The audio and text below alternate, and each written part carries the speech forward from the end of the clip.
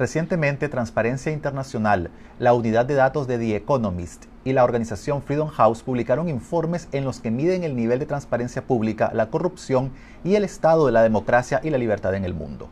Los tres informes aplazan a Nicaragua, y para hablar específicamente del tema de transparencia nos acompaña Daira Valle, coordinadora del programa del IED. Muchas gracias por estar con nosotros, Daira. Gracias.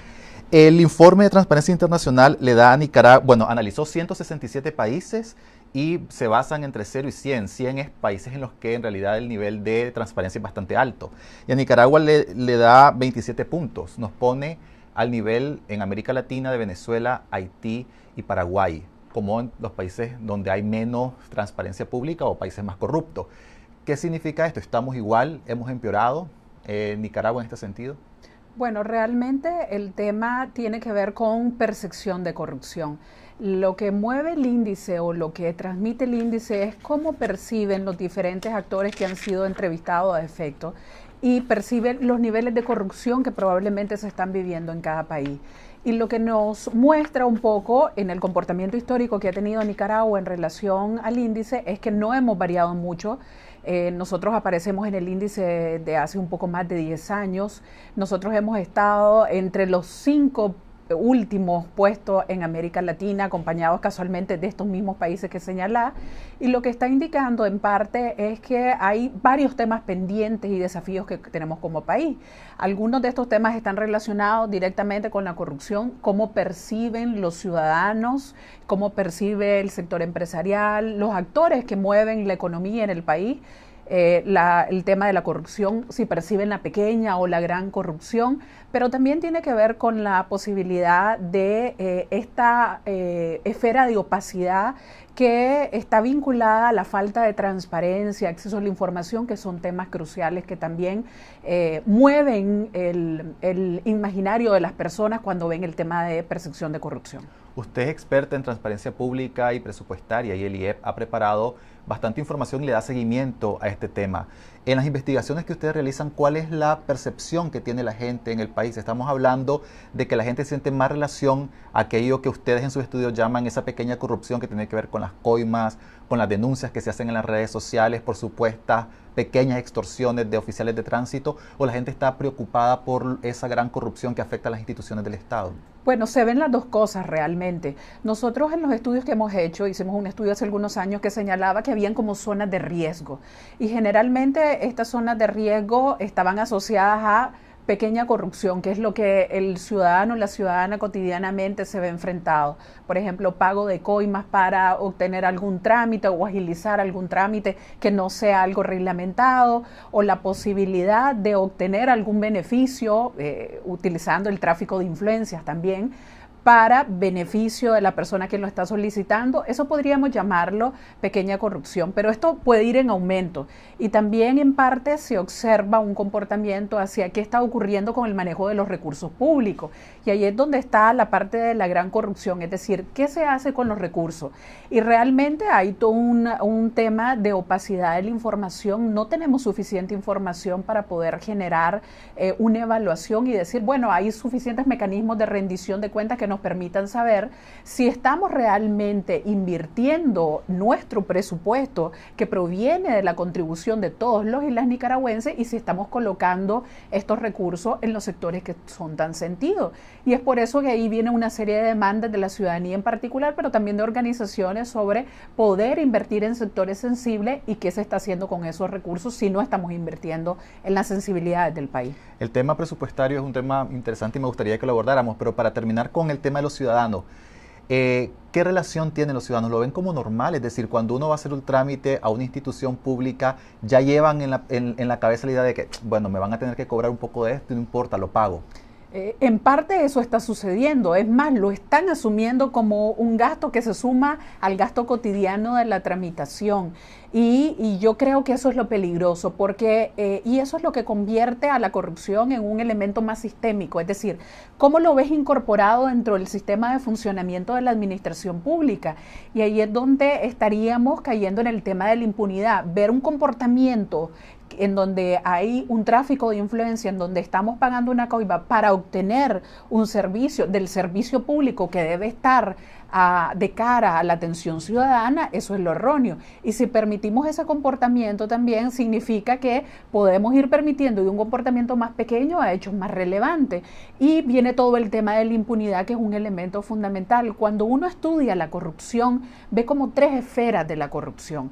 La posibilidad o el primer paso, que es el más importante, de la prevención, pero en el trabajo de prevención tiene que haber mucho el tema de educación, el tema valórico, el tema ético, que pasa por los servidores, pero también pasa por los ciudadanos, pero porque esto es como un baile de dos personas, no puede haber un hecho de corrupción sin que hayan dos sujetos involucrados.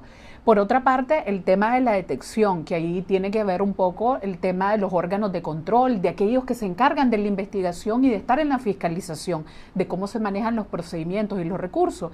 Y por otra parte está el tema de la sanción, de la posibilidad del procesamiento y de encontrar a los culpables. Y ahí también tenemos una debilidad, porque mientras el ciudadano y la ciudadana no detecten que el sistema funciona en cualquiera de estas etapas, entonces siente o tiene una percepción de impunidad ante los hechos y dice, bueno, voy a ser parte más del sistema, y lo asume como tal, y ahí estaríamos cayendo en un peligro importante. En el tema presupuestario, ustedes hacen investigaciones relacionadas al manejo del presupuesto. ¿Qué instituciones, si lo tienen contabilizado, son las que más van adelante en la entrega de informes de la gestión presupuestaria? Nosotros hemos determinado a través del índice de transparencia presupuestaria año con año que se han dado avances en materia de información presupuestaria. Por ejemplo, el Ministerio de Hacienda con la información, con sus informes constantes. El problema que hemos determinado es que esa información no tiene un grado de detalle tal que permita un grado de segregación que permita hacer análisis más política pública, programa y la asignación presupuestaria. Entonces, eso nos limita la posibilidad de generar unos análisis que pudieran dar información a la ciudadanía para que la ciudadanía determine cuál es su posición frente al manejo de los recursos. Es lo que nosotros llamamos determinar la calidad del gasto. Estamos invirtiendo y cuánto estamos invirtiendo, cómo y en qué estamos invirtiendo, y si eso está teniendo un impacto en las necesidades de la comunidad en general.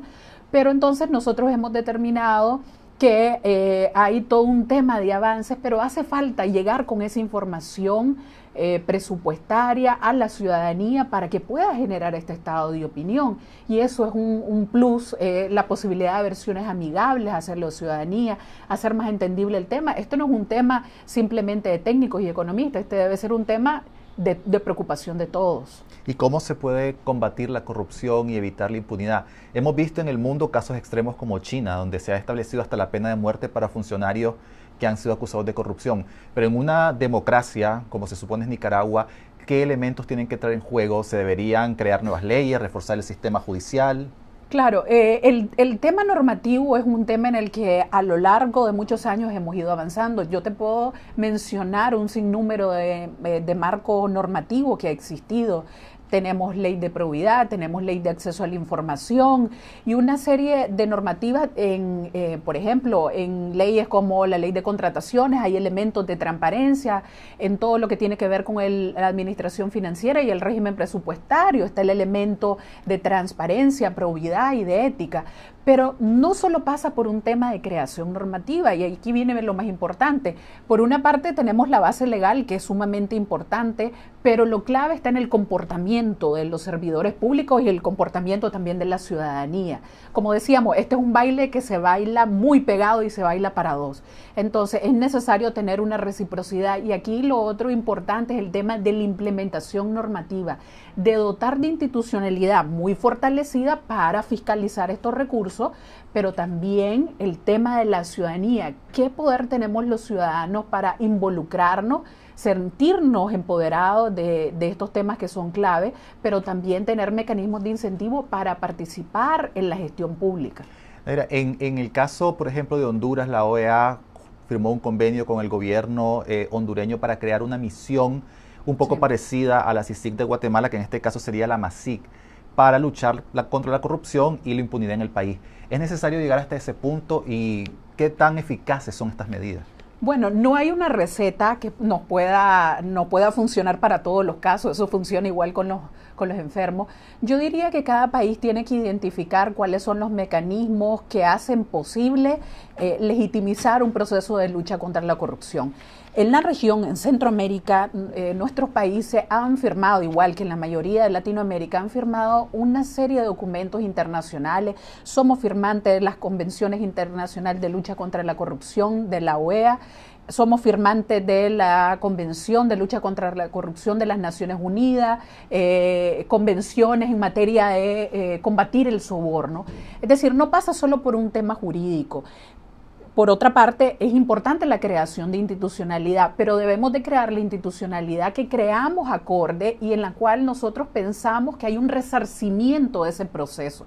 Cada país tiene que vivir su proceso y si Honduras considera que ese es el camino, probablemente lo tendrá que probar y ellos tendrán que decir cómo le funciona. Lo importante en estos temas es la legitimidad que tengan los actores para entrar a ese proceso de, ya no de la prevención, porque ya han ocurrido estos hechos donde se han perdido muchos de los recursos públicos y esto ha generado todo un tema de movilización social. Aquí va a ser importante el rol que tenga la institucionalidad para legitimizar el proceso de combate contra la corrupción y también el rol que vayan a tener las instancias ya creadas, por ejemplo, las oficinas de ética pública y qué rol van a ocupar, y esta nueva institucionalidad probablemente les dará una mayor fortaleza, pero también qué rol va a ocupar un sistema judicial que es importante para determinar quiénes son los culpables y darle castigo, porque ese es el otro tema importante.